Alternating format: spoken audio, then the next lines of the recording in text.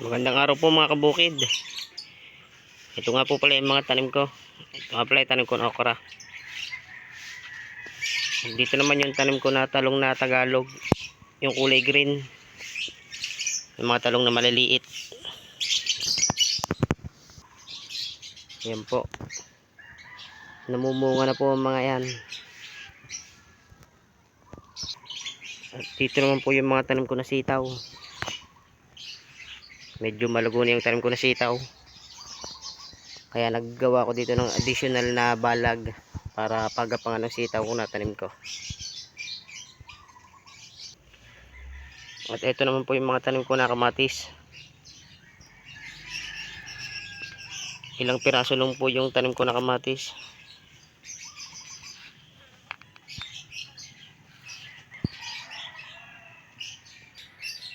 Ngayong araw nga pala mga kabukid ay gagawa ko ng swamp fertilizer. Ito po yung mga gagamitin ko sa aking swamp fertilizer. Pero po ko ditong talbos ng kamote. Saka po itong balat ng saging na saba, malunggay, at saka po itong kakawate. Saka dito ko po ilalagay yung aking swamp fertilizer sa isang timbang tubig. Galing po ito sa poso na tubig. Kaya wala po itong halong chlorine. Maganda po itong swamp fertilizer. Kasi meron po itong nitrogen at saka potassium na kailangan ng ating mga halaman.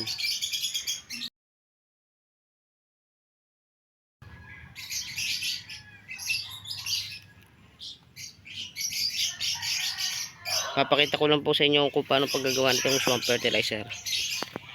Ilalagay lang po ito lahat ng mga ingredients ito sa tubig.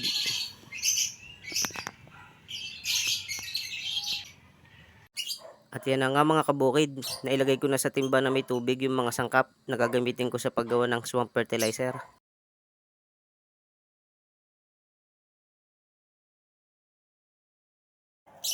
Medyo hinimay-himay ko lang po yung dahon ng kakawate at saka po yung dahon ng malunggay para lumabas yung katas niya.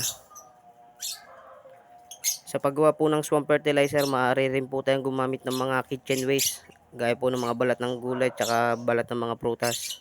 Mga ilang araw po matapos nating itong ibabad ay maaari na po nating itong idilig sa ating mga halaman. Tatakipan ko lang po itong aking ginawang swamp fertilizer para masigurado na hindi siya papasukan ng mga insekto at hindi siya pamamahayan ng mga lamok. Sa mga mahilig po magtanim dyan, subukan nyo na rin pong gumawa ng swamp fertilizer dahil epektibo po talaga ito para sa ating mga halaman. At dito na po nagtatapos ang paggawa natin ng swamp fertilizer.